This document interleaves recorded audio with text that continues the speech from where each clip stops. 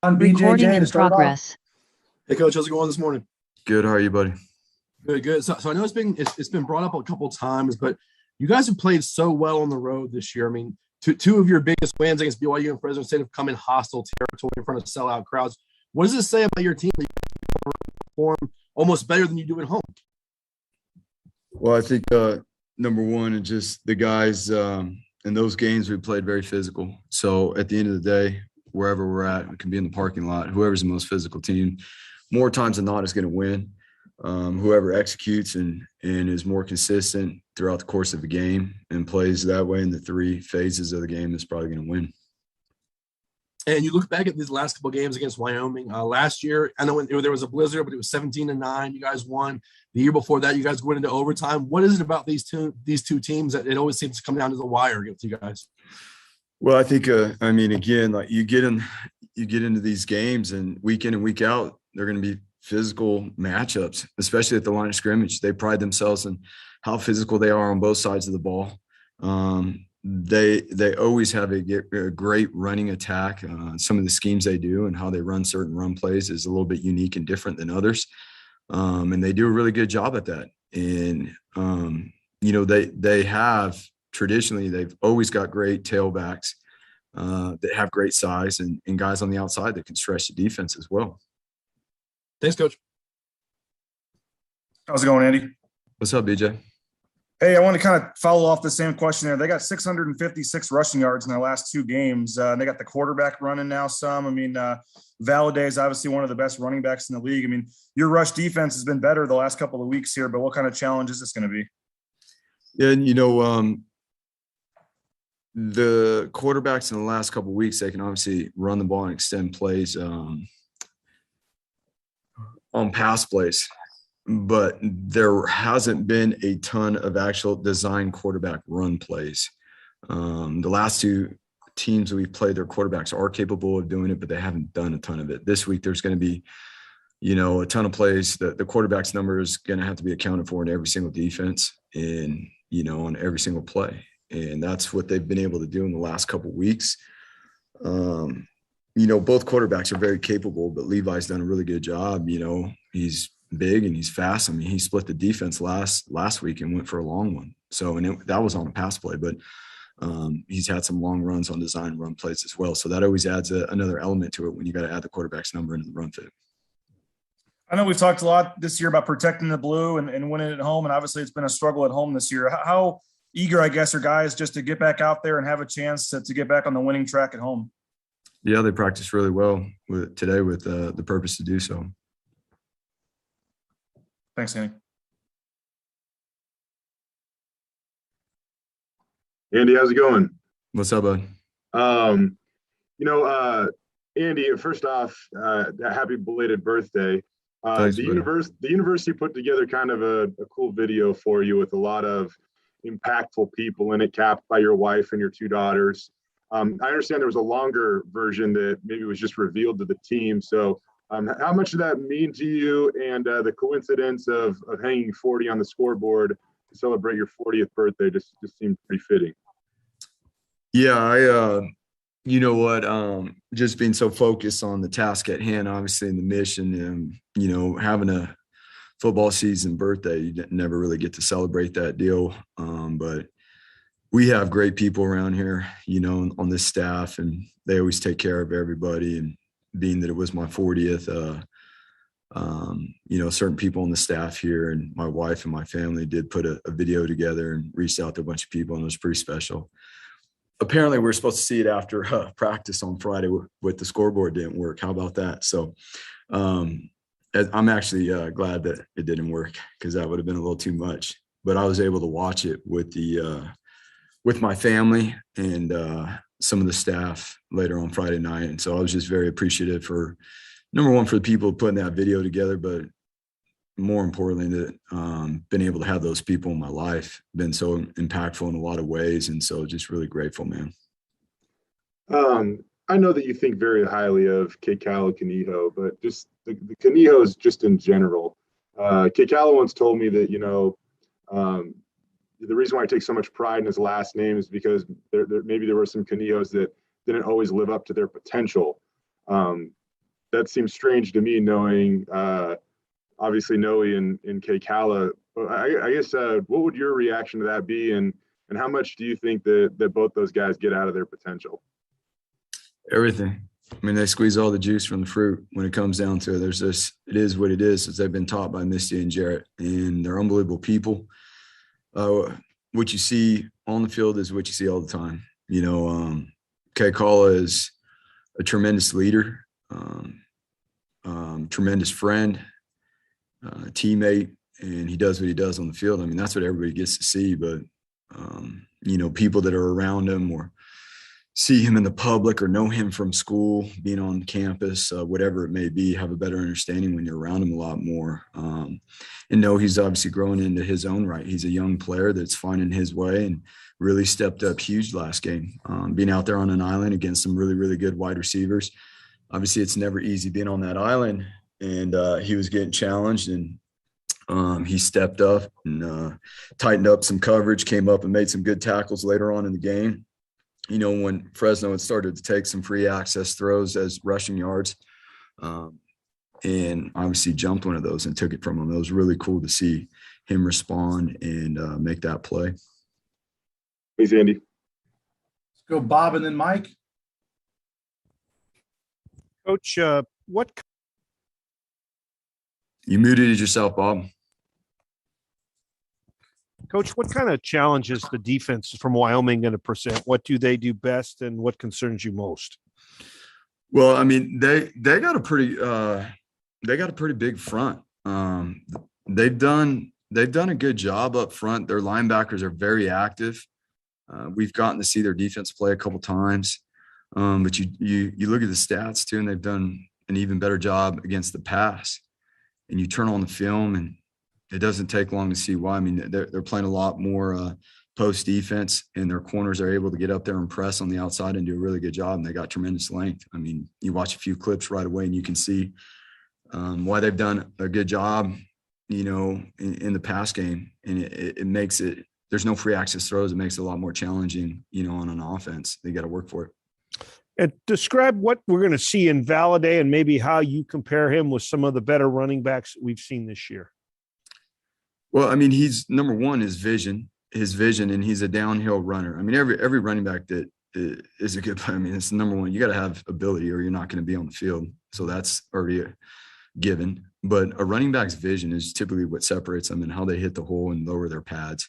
And when you got bigger backs like these guys, you know, traditionally have, they got a downhill run scheme that, again, is unique in certain ways with some of their schemes and how they run them. It allows for these bigger backs to get downhill, you know, and 3 yards turn into 5 or 6 yards when they run behind their pads. So it's going to be a tremendous challenge at the point of attack, and not only at the point of attack and defeating blocks and our fits, but, you know, obviously how we tackle and finish as well. Thanks, Coach. Andy, you have a new staff. You're trying to build something here at Boise State. I know every week, just, you know, I'm talking about the Fresno State game. You know, you win the game, you don't get too high, you don't get too low, and you try to kind of move on to next week. But as you're building this program, how important was a big win like Fresno State to this program and what you're trying to build for the future? Yeah, the Colorado State one was a big win. Last week was a big win. We celebrate them, we enjoy them, we learn from them just as much as you do from when things don't go well. You learn from them. What did we do well? What do we need to do better? All of us. And then how are we going to have fun growing and doing it better? And that's our goal. And that was a huge win on the road. It was a huge win against that team on the road. It's a big deal, Mike. You know that. But that was last week, and this is this week, and it ain't going to happen again unless we bring it to life. And every single day we got to earn that. Like we said before, each week has a life of its own, and we're starting to understand that better and what it takes, to make each and every day count. The Holani factor, how does he make this football team better? How do players respond? How is this football team different when George Holani is George Holani? Well, he makes things look good and go right when they probably shouldn't. Mike, just his ability to change direction and his elite burst. And he can do it in multiple ways. Obviously, he can do it out of the backfield. He can do it catching the ball. And, it's we've said it all along since spring, that it's different when he's out there. We have other backs that are capable and done a really, really good job. But the consistency of which things happen when George is on the field, he's extremely productive. And again, I mean, we're probably pretty close to taking that first pass play to him to the house, and that just the momentum builders when you can make a play like that is huge. You get the chains moving. Now you got to guard this guy, out of the backfield on top of, handling him in the run game. Thank you, Andy. Go Paul J. and then John. All right, time for another old guy question. Back in the day, Boise State was always good for 2 losses when they played teams. They'd lose to Boise State, they'd lose their next game. That's kind of starting up again. BYU lost its next game. Air Force lost its next game. Colorado State lost its next game. 4 of the last 5 teams you played have lost their next game. Do you feel that you're getting back to where people have to prepare so much for you and put so much on the field to play you that maybe it has a lasting 2-week effect? I'm going to answer that for you after the season, okay? And I think you kind of know my answer, but I'm going to answer that for you after the season. We're going to focus on what we're doing right now, each and every single day, and preparing ourselves to be what we're capable of being when game day comes around. And I promise you at the end of the year, I'll answer that question for you, okay? All right. I'm looking forward to throw another one at me then. Throw another one. Okay. I'll throw another. This one's easier. If you win Friday night, you're bowl eligible. Where is that on your list of goals for a season? Well, I mean, number one, each and every week, the goal is to go 1-0. And that's what we've reestablished, and to handle that every single week going forward is going to put us in position to achieve an opportunity to play in the postseason, and whatever that looks like. And that's all we can control right now. So being able to go to a bowl game is obviously always a big deal. Being able to be our best every single week is the focus of what we're talking about right now. We're not focused on a bowl game or whatever else may be on this week. Okay, thanks, Coach. Coach, what's your MO, your modus operandi when coming up with second half adjustments? I mean, it's right there. You guys are one of the stingiest teams in the country during the second half. What is it that you do with your staff, like game plan, so to speak, at halftime? Well,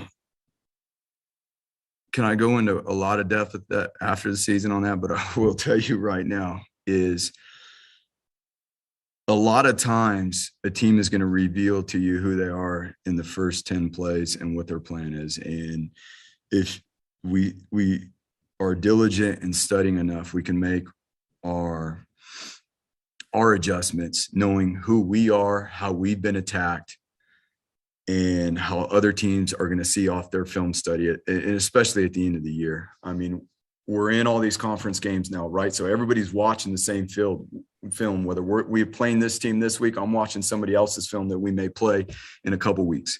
So you're seeing each other over and over, and you just see each other more and more and more. And you've got to understand you got to know yourself and know what the other teams are seeing about you. And you got to be able to be real, and you got to be able to make those adjustments quickly.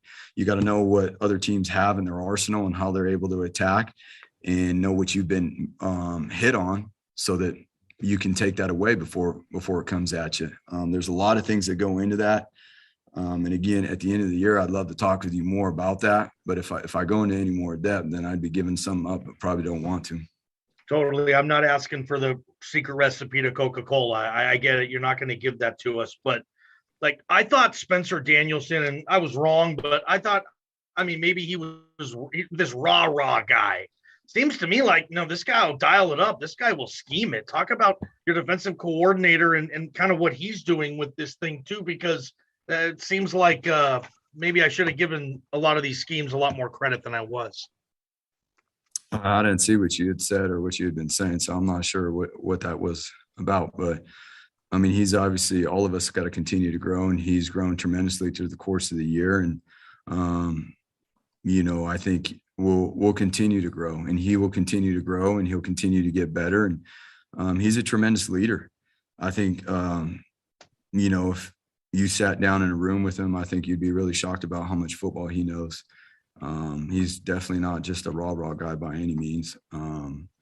He knows how to motivate people. Yes, he does. A lot of people enjoy playing for him. And more importantly, I think I know he knows a ton of football. And as he gets into a rhythm of, his new role and things, it's getting better and better. And he's done a tremendous job. Like, we ask about what happens at halftime. I mean, we all work together, work with the defense staff, work with the offense staff, work with the special teams, but he does a tremendous job, leading the defensive staff at halftime in the communication and the list of things that he has to discuss and go over at halftime with the defensive staff is always on point and organized. And we're able to operate efficiently, not only as a staff, but then get the information to the players. I appreciate you, Coach. Yo, John. Go to Ron and BJ each for a follow-up. So, Coach, especially in the last few weeks, you guys have put up some pretty impressive sack totals. You had a season-high 5 this past week. Scott Matlock's really developed into a pass rusher this year. He has 7 sacks so far. He only had 2 career sacks coming into this season. For Scott specifically, why do you think he's so much better as a pass rusher this year? I think it starts with his mobility. He's a physical guy. He is strong. I mean, if you guys have been up on Scott and been next to him, he's a big dude. And the way he's moving and changing direction, his burst. And last week, the way he came off the ball and pass rush, the way he got off the ball. I mean, pass rush is 75% get off, guys. Like, let's not make a mistake about it. Guys are going to do what they do, what they're comfortable with. Pass rush is 75%. Any great pass rusher, watch them get off the ball. They stress offensive linemen. They get them in uncomfortable positions, and they go to work. And there's no cookie cutter way of doing it once it's time to put a move on a guy when you're pass rushing. But it's about a mentality and coming off the ball and being physical. The same approach in the run game has to apply to pass rush. And, Scotty, he did his best job pass rushing last week too on the Canijo, on Kekala's interception early on in the game there. Scotty got tremendous pressure on the quarterback. And those are the type of things that make a whole play come together. It's not just one guy. I mean, Kekala made an unbelievable play on that interception in his eye progression and how he executed that defense, but Scotty had a lot to do with that as well. Thank you. You probably won't give me much on this, Coach, but I'll take a shot here. Kind of going off Paul J's answer. I know he asked you about the bowl game. You were talking about. I'm not worried about anything but this week. So if it's going to be beyond this week, let's use another question. All right.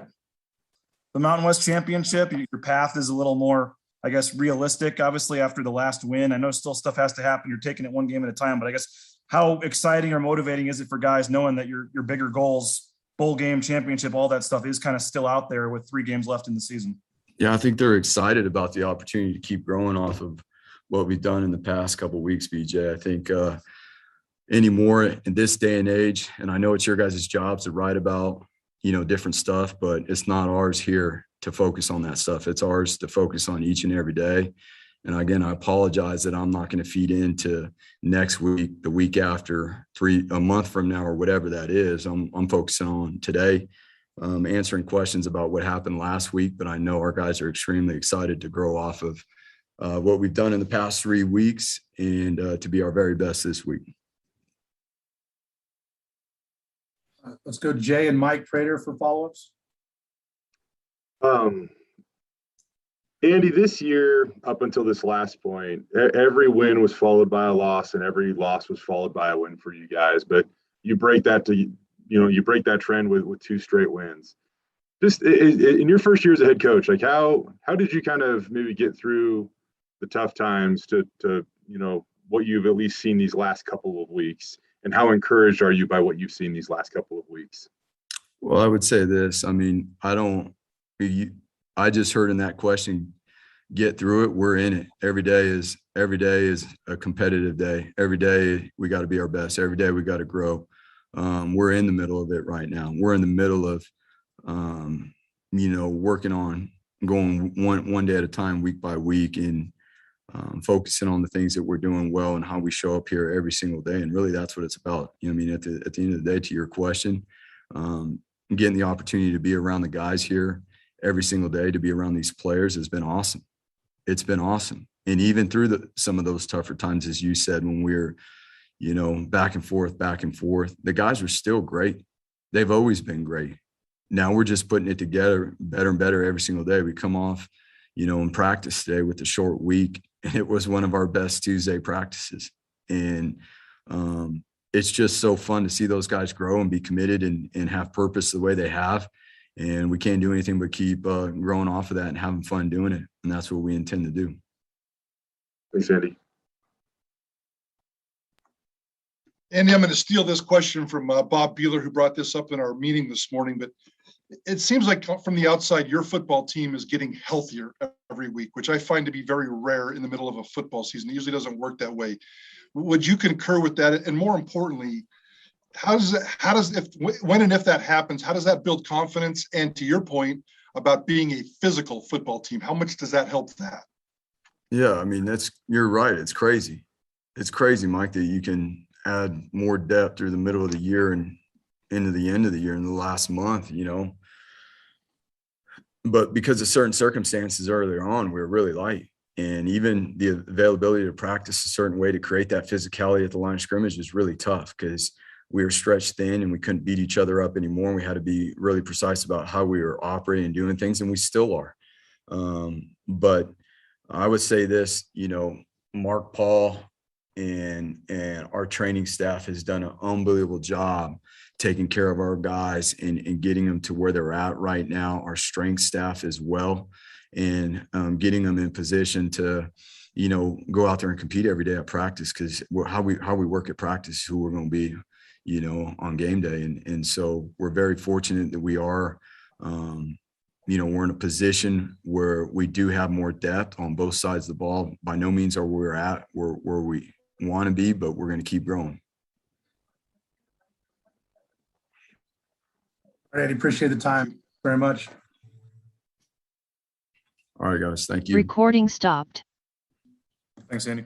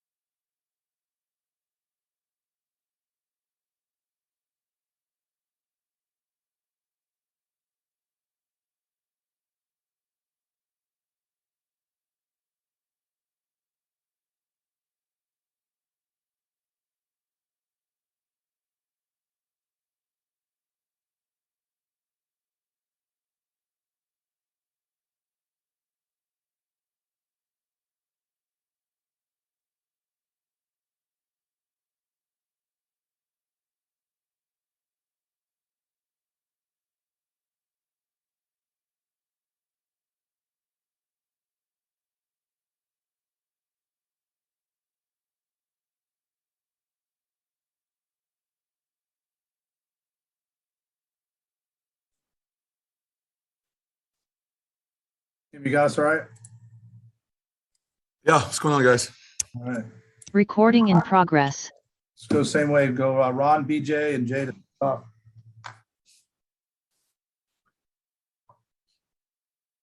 You're muted, Ron. Oh, sorry. Hey, Coach, how's it going? Hey, Ron.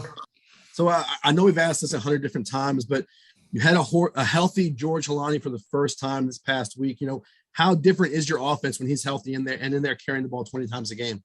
Yeah, I mean, you guys saw it. I think he makes obviously some explosive runs are nice to have, but I always think it's kind of those in-between runs that you don't really put in the stat sheets, right? Those runs that would have been for a yard or two end up being a gain of 6 for him. Like I think the second play of the game, we ran a run play with him and they did a good job and he kind of came out the back door and somehow got a gain of 6 and now it's 3rd and 4, So I think it's those type of runs that get added in. So it was great to have him back at full strength and was happy for him because he's been working really hard to get back and good to see him have a nice day like that. And we saw him nearly score on that long screen pass early in the game. What makes him such a danger in the screen game?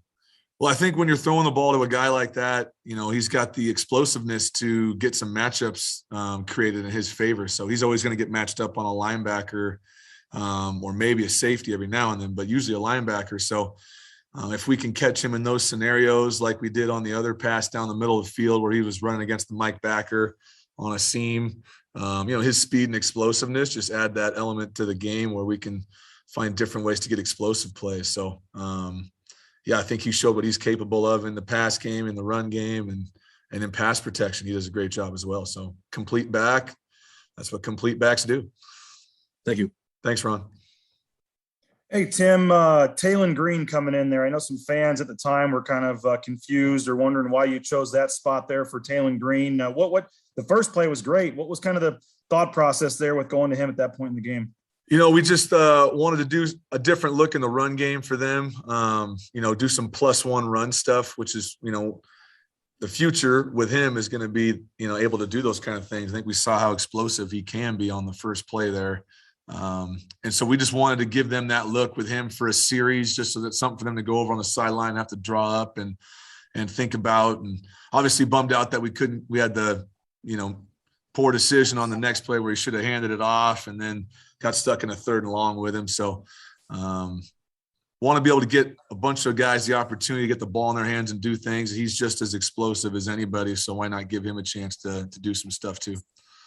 What, was there a thought when you got the bigger lead of maybe getting him, you already had used the game, for one of his 4 games. Was there a thought to maybe trying to get him back in there later in the game when you had the bigger lead? Yeah, there was definitely a thought of that, BJ, but also there's, we hadn't shown a lot of things that we could have shown with him, so there's obviously a deeper package we could get to. And so at that point it was, let's not show what else we have. We got some more things in the back pocket that we think we might need. And so that's some things we can hold on to now instead of showing it out there. And an obvious question, but I assume the goal is to only use him in 2 more games this year or less to keep the year. Yeah, I mean, I think it's obviously we'd love to redshirt him, but end of the day we want to win games too, right? So we'll do what's best for him, obviously, but also what's best for the team, and we'll make sure that works out in everyone's favor. Thanks, sir. Thanks, BJ. Hey, Tim, how's it going? Hey, Jay. Hey, you guys have been talking about how when George Holani's in the game or available to you guys, things just look different. How much higher is your ceiling on offense when you do have a fully healthy George Holani? And that's from execution to your ability to set up and call a game. Well, I think it's just, you're able to stay ahead of the chains a little bit more because he just has the ability to make those really easy yards from difficult circumstances. So you're going to get less negative runs because even when they get penetration, he's going to be able to make, like I said, a 2, 3, 4 yard run. So you're always kind of staying ahead of the chain instead of you call a run play and you get nothing or -2 and now you're behind the chains. And so I think just and the respect that teams have to give him is different, right? Because there's a fear there about what happens when he does get the ball. So now the play action game is going to be more respected. And that just opens up things to stay more on track, I guess. We've definitely had some games where we felt like we could have played better, like we've talked about. I think there's a combination, Jay, of us having more time together now, having the bye week, getting some confidence, and we're adding a player of his caliber together to where hopefully we've had 2 games in a row now where we've done some good things and we can get on a good streak here.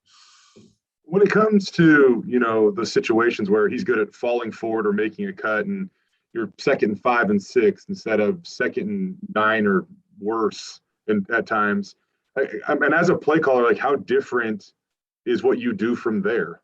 Well, I mean, obviously, you know, if you're in a 2nd and 7 or more, you know, the defense has the advantage because, you know, they can call different things that are going to basically take away the situation, which is a pass down for most people, right? And then a lot of people are going to, after an incomplete pass on 1st down, they're going to call run on 2nd and long on 2nd and 10, then you're in 3rd, you know, so it just kind of builds into, as a play caller, hey, I want to get a good gain on 1st down. Am I going to do that in the pass game and risk an incomplete? Now you're in 2nd and 10, or are you going to do it in the run game? But if you're not getting movement in the run game, you get in that pass mode that we've gotten in some games where now we're not getting the mentality and creating the physicality that we want the other team to have to possess. In the last 2 weeks, what we've been able to do is find a good way to force the teams to fit the run and develop a physicality that at the end of the games has been paying off for us. Even if we weren't getting huge runs early in the games, because we've been committed, we've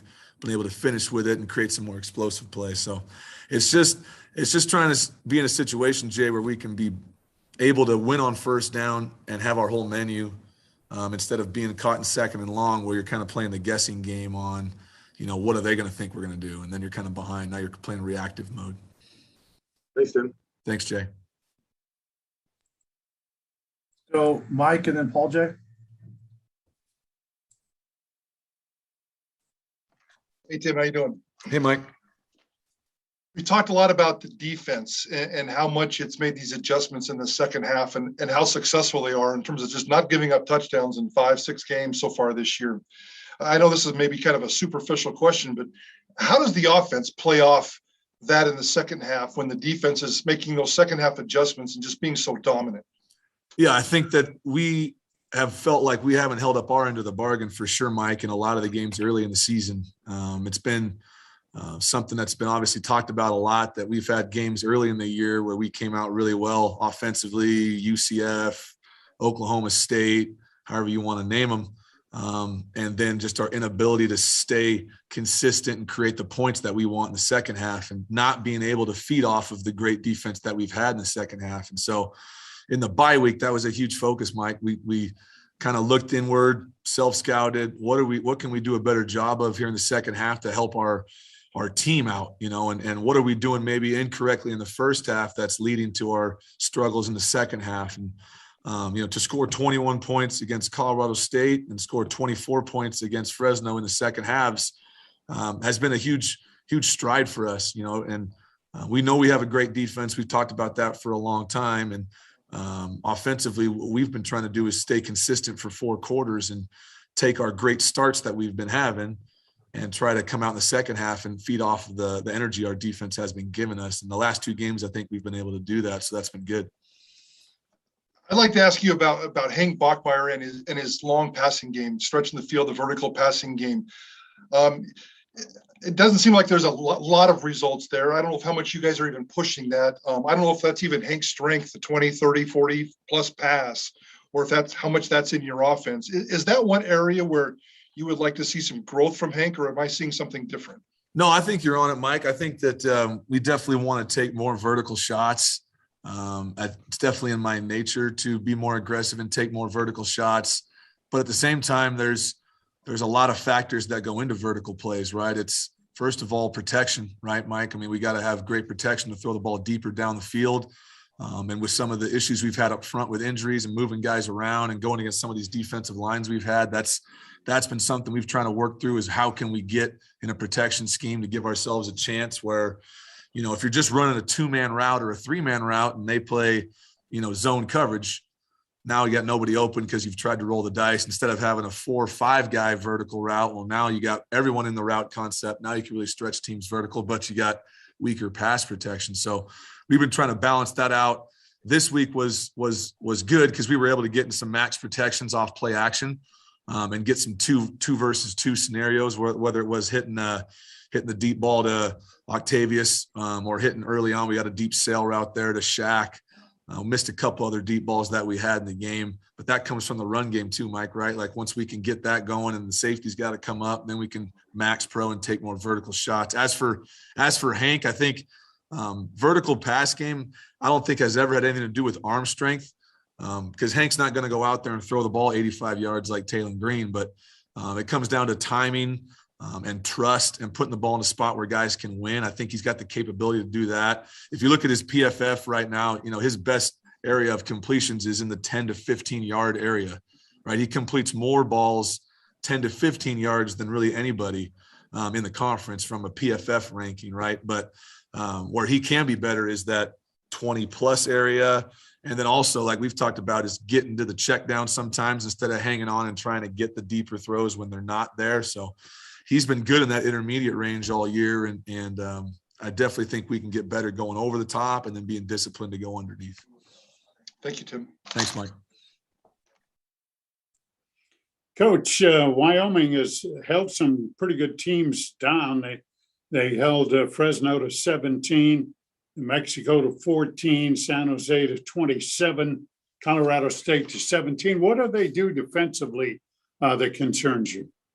Well, number one, I think they're ranked third in the nation in pass defense, that's a high ranking, man. I mean, those guys can play. So they got great defensive backs. They're very aggressive in the secondary. They got some really good linebacker play, especially their Mike linebacker, number 48. I think he's a fantastic player. So they got some good veterans back there. They get after the quarterback. So I think they take away the pass game at a really high rate and kind of make it more like you're getting strangled as an offense because everything feels like you got no throws and then you're trying to run the ball, but the box is loaded. So they do a good job making it tough. If you can hold an offense like Fresno, down underneath 20, like our defense did, that's a great defense that can hold that offense down. So we got a lot of respect for the team we're playing this week. They got a great unit, and seems like every week we're going against a good defense, whether it's Colorado State or Fresno this past week. So we know we got our hands full with them. We're going to have to do a great job on a short week. Does the run game become more important? I think the run game is always important, Paul. I think establishing it and committing to it, and we've seen what that's done for us in the games that we have won is we've been able to establish somewhat of a running game in all those, 5 victories. And if we can continue to commit to that, and stay pat with that, I think it'll lead to more explosive plays all around. So hopefully we can build off of that. And I think, so every game I would say it's important. Thanks, Coach. Thanks, Paul. Let's go to John to wrap it up. Hey, Coach, what are you seeing with the offensive line, how it's getting better? I mean, I know Helani has a tremendous part of it, but it can't just all be. Now you got Helani back, and the line looks like it was way better than it was 2 months ago. If that was the case, then cool. But what are you seeing with the line? I think there's been just a little bit of consistency, John. I mean, obviously we lost Will and had to move Stets to center. But in that scenario, we also regained Garrett. And so you've had at least Ben Dooley and Uzo on the right side playing together now for, a month or more. Stets being at center and Garrett, who has played a lot of football with OJ. So I think there's some consistency there, John. And then I just think we've had some more time now to work through it after the bye week of really centering on the run schemes that we feel really good about. What are ways that we can help our guys be successful? I think sometimes you put in that work and you want to build the foundation, and we're working on our fundamentals and working on our techniques, which weren't great early on when we got here. And we had to really work on those things in the off season and kept working on them during the season here in practice. And everyone wants to see results right away. We work in a result oriented business, and I totally get that. But sometimes it just takes time. It takes time for them working and staying dedicated to their fundamentals and techniques. And then us as a staff, putting them in a position to be successful. So I think that, and like you said, you add a guy like George. I mean, look at the best rushing teams in the NFL. Normally they have a pretty good running back too, right? I mean, what is it? The Titans, Derrick Henry ain't bad, so I think it's just, there's a combination there. It's the mentality up front mixed with the tailbacks doing a great job. And I think we're starting to get there. How when coordinators, yourself and Coach Danielson in this instance, in many cases, do you guys just each do what you do and it doesn't matter what the other one's doing? I'm saying this because, basically in 6 of the 9 games, Spencer Danielson's defense hasn't given up a touchdown in the second half. Does that make your game planning, your second half adjustments, does anything change because you kind of know that this defense does what it's been doing in the second half? I think that whenever you have a great defense, John, what you don't want to do is, put them in a position where they can't be successful, right? So it hasn't been just a second half thing for me. I know maybe people look at some of the first half stuff where maybe we were playing well in the first half offensively and maybe they got off to a slow start sometimes. But I've always felt, like I told you guys in the offseason, I've always known we've had a fantastic defense, one that I think is one of the better ones in the country.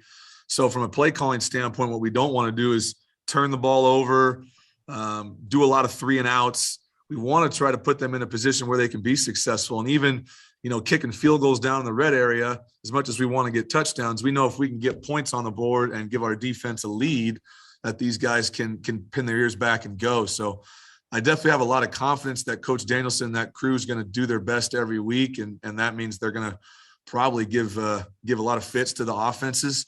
As a play caller for me, I want to be aggressive, John, like I've always been, and try to give us in a situation where we can get a lead and let those guys turn loose. Because I do think if we get up on teams and they have to throw the ball, that's when our defense can really get after people in the pass rush and the secondary with some of those turnovers. So they've been playing fantastic. And like I said earlier, luckily for us, we've been able offensively to have some good second halves the last 2 weeks.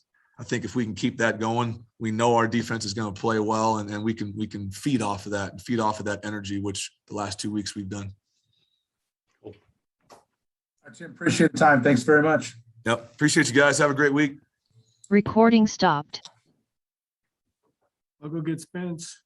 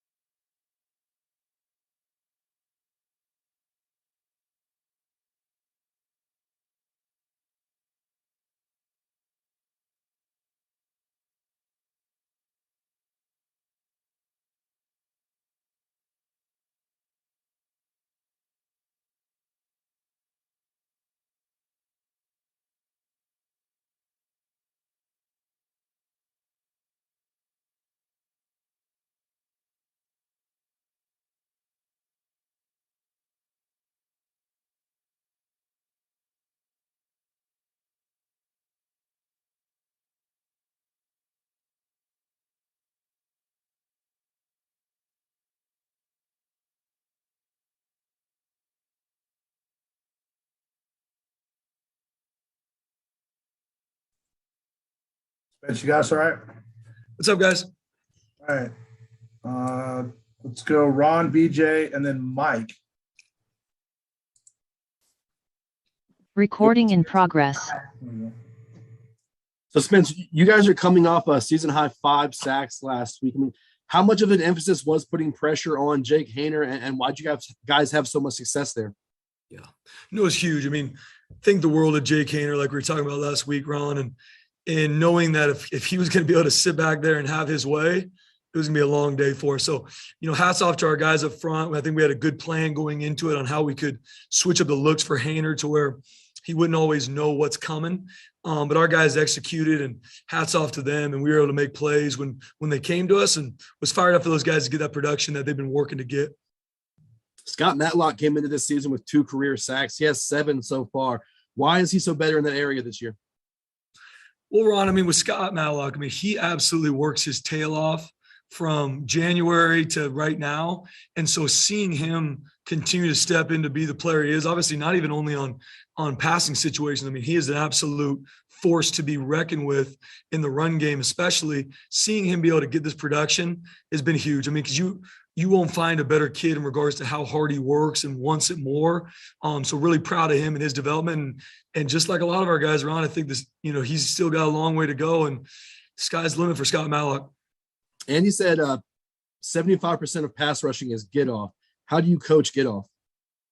Yeah, I mean, it's something that you always rep, so especially, high school kids and even early on in college, everybody wants to know this. I want to know the Von Miller pass rush move. That's what's going to make me a good pass rusher. But the key to pass rush is creating speed in the O-lineman's feet to where if they don't kick back in time, you're just going to go by them. And then if they have to honor that, then all your other moves and counters off of that are going to come into play. And so teaching our guys, pre-practice to Indy, and our coaches have done a great job teaching it thus far, is the initial get off to create that stress for the offensive lineman. It could be the tackles, it could be the guards or centers. Then all your compliments come off it. If you're going to go speed to power, are you going to use a certain move? You're going to come up and under, whatever it might be. But if the O-linemen you're going against aren't threatened at all by your initial get off, they're just going to sit on you and it doesn't really matter. So teaching that from pre-practice, the initial steps, the steps to get to the set points, from practice to Indy, and then obviously repping in team periods and seeing it slowly come into fruition for our guys is cool to see. Thanks, man. Thanks, Ron. Hey, Spencer. What's up, BJ? Hey, the rush defense, I know the overall numbers aren't still great, but you guys have been much better the last, couple weeks here in stopping the run. And I guess kind of a two-part question. What's been the difference lately in turning that around? And I think Wyoming in their last two games has rushed for 656 yards. So, I mean, what kind of challenge are you facing with Wyoming's running game? Yeah, I mean, we know what it is with Wyoming. I mean, they're offensive linemen, big old tight ends, great tailback, probably one of the best in our conference. And it's a great conference to play in, and there's a lot of great teams that run the ball, and I think Wyoming's one of the best. But in regards to us and us focused on us, really it starts with the coaches and putting them in good situations to make sure that they're in calls and schematically ready to execute against the run schemes we're seeing. But then our guys just really work their tail off from, early on the season to now, to where they're starting to do things at a high level. And it's not just the D-line, it's not just the backers, it's the corners, it's the secondary, where everybody knows where they're fitting. Because as you guys well know, watching these offenses, it's not like they're just turning around and handing the ball off. There's fly sweeps, there's movers, there's all these different things that create stress on a defense and create to where everybody's got to be ready to stop the run at the line of scrimmage. And the line of scrimmage is the entire width of the field. So teaching our guys where their fits are off of movers, off of fly sweeps, and where they're going to fit has been huge. And obviously still some growth there too, but excited where we're going. You've obviously been around here now a few years now, and, you guys have lost obviously 3 in a row at home on the blue. And I know that's just a weird thing to even say. What have you seen from the guys in terms of just being eager to get out there with a couple home games here and hopefully, reverse that trend at home? Yeah. I mean, obviously, first and foremost, it breaks my heart and it breaks the hearts of our players, losing in general, but especially losing on the blue, breaks our heart that we take so much pride in this place and playing on that blue field for our fans and for this community that, I'd be remiss not to talk about how that still pains us. And so getting another opportunity for another opponent on the blue is huge. And, it's first and foremost, we got to protect our home field. We got to protect the blue. It matters to us. And it matters to our community. And so it's a huge deal to our guys. We talked about it yesterday with them. We're going to continue to talk about it throughout the week because we have to. And we haven't done a good job this season. And it starts with us. And getting that fixed is huge. And final quick one for me. I mean, I know you guys go 1-0, one game at a time, but to have 3 games left now and still see a realistic path to reaching all your goals, the conference championship, bowl game, all that stuff. What's just the excitement level, big picture that you guys are here in November, 3 games left and still a ton to play for? No, I appreciate it, BJ. I mean, the biggest thing for us is, from how the season's gone to this point, week, whatever it is, 11 of the season, 10 of the season, is as much as we say the 1-0, we really got to live that, because I think you can get caught up too much in, and I'm not trying to give you guys the coach speech, but who's maybe next, or if we win, or we need this team to lose, which will help us do this, or blah, blah. You can end up spinning your wheels. And I think what's helped us after, especially the loss to Air Force going into the bye week, was just, guys, we're going to control what we can control. There's a lot we need to grow in, starting with coaches.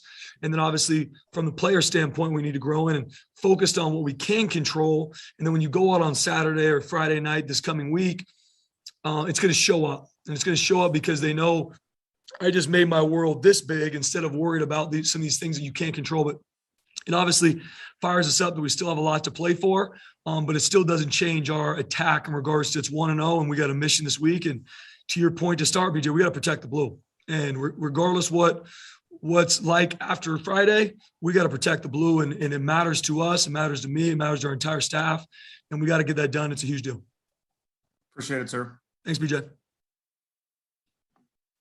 Hey, Spence, you guys have been this football team. If there's one word to describe this season, it's been very inconsistent. Home, away, win, loss, whatever. But the one constant is this second half defense, and it goes all the way back to the beginning of the season. What trends are you seeing there, just in terms of just your defense in the second half is dominating opponents? Yeah, I think it could be a lot of things, Mike. Obviously, first and foremost, I got to give praise to our players and just how they've, regardless of how the first and second quarters have gone, we go into halftime, we get some things fixed, we make some corrections, we make adjustments, and they're locked in. There's no, if they've had the best first half or the worst first half of the season, they're listening, they're on it, they're talking to each other. Our leaders are stepping up. They're being very vocal because a player-led team is an elite team, and you're seeing them start to bring guys together and like, hey, it's 0-0, whatever the score might be. We can be down, we can be up. I mean, even using this past weekend, for example, I forget what the score was at half. I don't know what it was, 16-7 or something like that at halftime, whatever it might be, but it's 0-0. And we know the teams, we play great offenses, and they're going to adjust, and they're going to have an answer for the things that we've shown them. And we're going to have different second half adjustments for switch ups that they haven't seen. But all that being said, I really just am very proud of our guys staying in the fight, regardless what happened in the first half, having them come out in the third quarter, play fast through the end of the game, regardless where the chips may fall. Our guys have stayed in the fight. And I think that just shows the character and the toughness of our defense and of our team being able to do that. And obviously a lot of things we need to grow in, a ton we need to grow in, but there are some things that we're proud of. Depending on water breaks and bathroom breaks, you may get 10 to 15 minutes max at halftime. Kind of walk us through what a halftime is like with your defense. Do you guys meet in groups? Do you meet as an entire defensive unit? Walk us through those 10, 15 minutes. Yeah, great question, Mike. So initially it's me and our two GAs sprinting down from the box, trying to get there as quick as we can. And in Fresno, there was a monster hill. So I about fell on the way down to the locker room. But then we'll get together essentially as a defensive staff. We'll talk with Coach Avalos, kind of what he's seeing, some things that maybe we made adjustments already in the second quarter, and we're gonna keep with those. And then it's really dialing in, how are we being attacked? What are the things that this offense likes against our defense, and what are some things we can do to combat that? Have we not used some calls that we're going to use? And so you kind of get that as a full defensive staff, and then we'll go bring the defense up. I'll talk to them real quick on just some quick adjustments and kind of like, trying to paint the picture for them on, hey, this is how this series in the third quarter is going to go. You're going to stop them on first down, stop them on second down. We're going to go get after them on third down. We're going to get off the field, trying to kind of get their minds ready for what's going to happen. And then we'll break up positionally, linebackers, secondary, D-line, kind of really fine tune a couple of the adjustments or some things we need to clean up from a fundamental and technique standpoint. And then we hit the field and we roll. Thanks, Spence. Thanks, Mike. Let's go Bob, and then Paul J. and John. Spencer, watching the game, was Riley Wimpy more active blitzing? Did you use him more? Because it seemed like he was in the face of Haener quite a bit. And I just thought that maybe it was a different use of him this game. Yeah, we had a couple different interior pressures to use those backers, just to continue to switch up those windows. Kind of like your question, Ron, was we just felt like we couldn't leave Haener without having to make him recreate his spot, and especially getting to him as quick as we can with the interior pressure was a goal going into the game, and it was pretty effective for us. So being able to use the backers to really attack downhill right now to the face of the quarterback was very effective in the game, and it was cool to see those guys execute it. And then having the compliments on the edges off it, I think it kind of helped the whole plan go. And when you look at this week, they have a quarterback who will use his legs to run by design. That's part of their game plan. So how does that change things? We haven't seen a whole lot of that. We've seen some quarterbacks that can move, but I wouldn't say their first priority was to run. Yeah, I mean, it's a huge compliment to what they do as an offense. They will get in multiple personnels, 11, 12, 21, 22, 23. And so you're defending all these different sets and run schemes. And then you've got a quarterback like Levi Williams, who either, to your point, Bob, by design will have QB runs, But then also if he wants to drop back and pass, if there's an open hole, he's out. I mean, you watch the Colorado State game.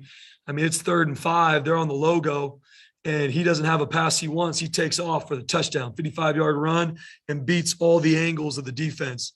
And so, he's got the legs to take it the distance, and he's a tough kid. You see him get hit, get right back up, and got a lot of respect for him as a quarterback and how they've trained him there at Wyoming. What's been the difference for your guys against the run? The last couple of weeks, I'm looking at the job you guys did on Bailey at Colorado State, Rivers and Mims this past week at Fresno versus, say, a Warren and maybe a Bowser at UCF, where some of the big, powerful backs look like got the better of us early in the season, but now it's kind of switching around. Yeah, kind of like to BJ's point, Bob, I think there's a lot of different things that go into it. Our guys have really taken big steps in their fundamentals and techniques, from the D-line to the linebackers to the secondary.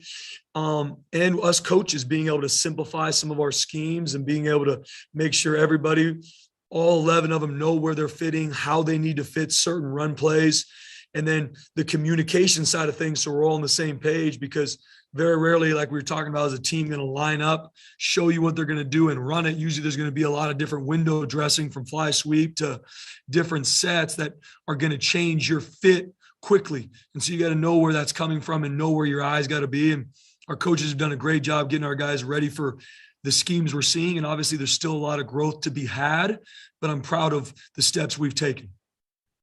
Thanks, Spencer. Appreciate it. Thanks, Bob. Spence,